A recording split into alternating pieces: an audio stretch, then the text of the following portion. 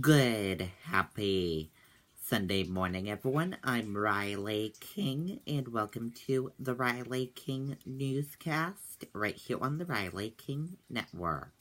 Let's begin. First step, training held to treat addiction with ear acupuncture. Let's take a listen to this video from WMUR News 9.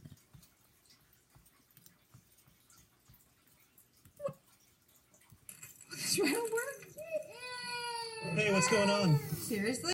I'm trying to calm Cece down. Well, maybe this will help. I picked up a scratch ticket on the way home, and I won! Play the new double-sided $5 black and gold. Luck yeah! Don't you mean we won? We. Oh, luck yeah!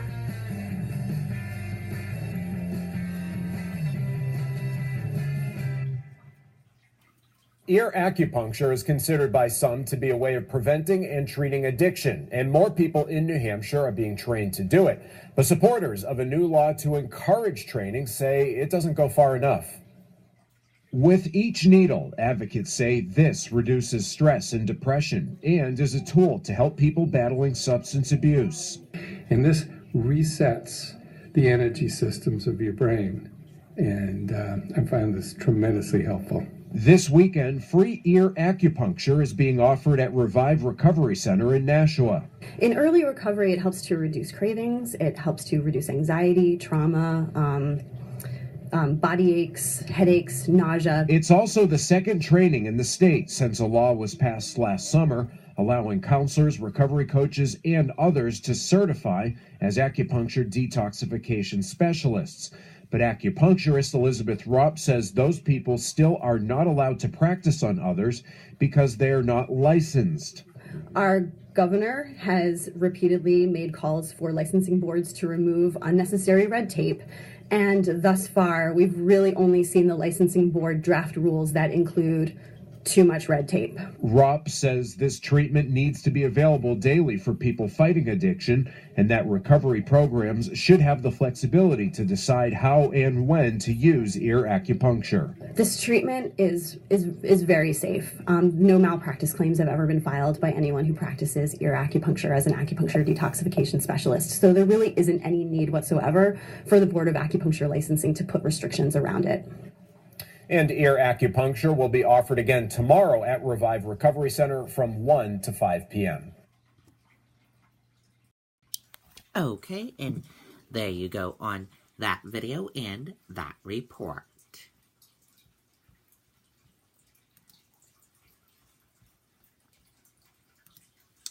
One teenager killed, another seriously injured by car in Needham. Let's take a listen to the video from WCVB Boston.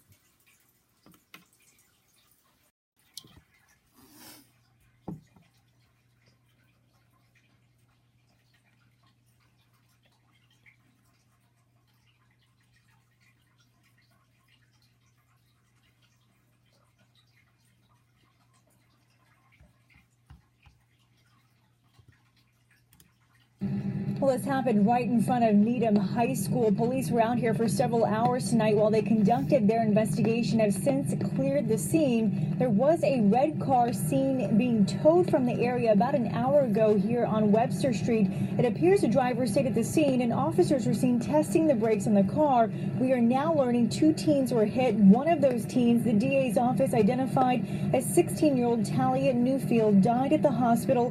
The other girl, we're told, remains in the hospital with significant injuries. Officers had this section of the road blocked off earlier while they were conducting their investigation. The DA's office says there are no charges at this time, but the crash remains under investigation tonight. For Live in Needham, Diane Cho, WCVB News Center 5. Okay, and there you go on that video and that report. We will keep you updated on this story as we get more details into our newsroom.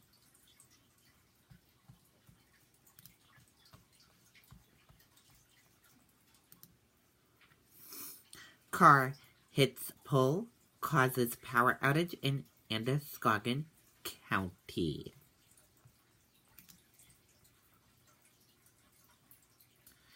In Androscoggin County, just under 2,000 customers were without power Saturday night.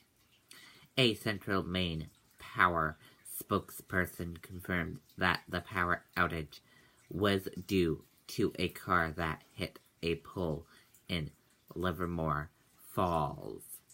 It happened on Route 4 just after 8:30 p.m. No injuries were reported. This story will be updated.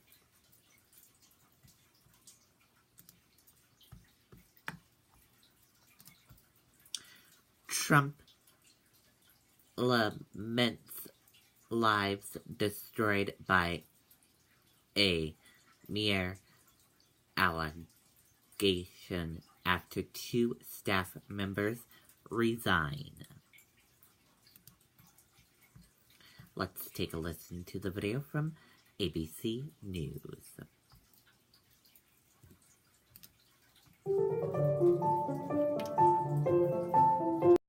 With the Chase mobile app, Michaela the Prince could pay practically anyone at any bank, all while performing a grand jeté between 2 grand pianos. She could, in a commercial. In real life, she uses it to pay her sister from her couch for that sweater she stained. What sweater? Life lived Michaela's way. Chase, make more of what's yours. The new White House fallout. President Trump's stunning statement after a pair of staffers resigned in the face of domestic abuse allegations. President Trump tweeting in part, "People's lives are being shattered and destroyed by a mere allegation. There is no recovery for someone falsely accused."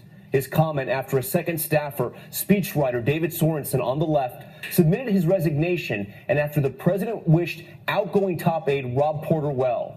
Both accused of domestic abuse. Now the scandal rippling through the Oval Office, with Chief of Staff John Kelly indicating his willingness to resign, and Communications Director Hope Hicks dating one of the men.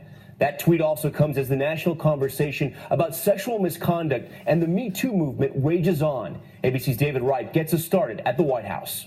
Today, in the wake of a scandal that's cost 2 West Wing staffers their jobs, President Trump seemed to condemn the Me Too movement, tweeting, "People's lives are being shattered and destroyed by a mere allegation. Some are true and some are false. Some are old and some are new. There is no recovery from someone falsely accused. Life and career are gone. Is there no such thing any longer as due process?" This after White House speechwriter David Sorensen resigned, his ex-wife accusing him of violence and emotional abuse during their marriage. He denies the allegations. So does former White House Staff Secretary Rob Porter, forced out this past week after both his ex-wives accused him of domestic abuse. One of Porter's exes released images that she says show bruises he caused, but he insists the photos are not what they seem. We certainly wish him well. It's a obviously tough time for him. He did a very good job when he was in the White House, and we hope he has a wonderful career, and hopefully he will have a great career ahead of him. Trump spoke up passionately for Porter, but the president made no mention at all of the women. The president himself has never been even-handed on allegations of sexual misconduct, giving Republicans like Roy Moore the benefit of the doubt, but calling out Democrats like former Minnesota Senator Al Franken. Mr. President, what is your message to women? Women are very special. I think it's a very special time because a lot of things are coming out, and I think that's good for our society. Trump is now said to be furious about the way his senior staff handled the Porter situation.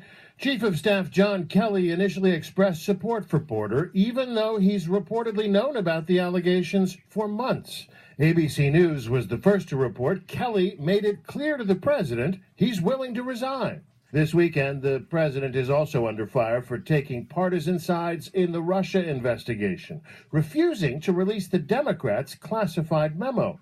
Last week, Trump ordered the release of a GOP memo even though his own Justice Department called it extraordinarily reckless. This week, though, the White House apparently has a newfound admiration for the FBI. And what we are seeing is the problem when you have someone who lacks character in the Oval Office. It infects the whole of government. All right, let's get right to David Wright at the White House tonight. David, turning back to the controversy surrounding the White House Staff Secretary Rob Porter's resignation, reports coming out that President Trump was upset with the initial response by longtime aide Hope Hicks. That's right, Tom. As you know, Hicks is one of his closest aides. She's been with him since well before the campaign, and she and Porter were known to be an item here at the White House. Well, as communications director, she helped to draft some of the White House's initial defenses of Porter. She was said to be in hot water, but today the president released a statement saying Hope is absolutely fantastic, calling her smart, talented, and respected by all. Tom? David Wright for us tonight. David, thank you. And there will be much more on the White House turmoil tomorrow on This Week. George Stephanopoulos interviews counselor to the president, Kellyanne Conway. Okay, and there you go on that video and that report. And that does it for the Riley King Newscast right here on the Riley King Network. I hope you all have a great rest of your day, and I'll see you back here later on today for another newscast. Goodbye, everyone.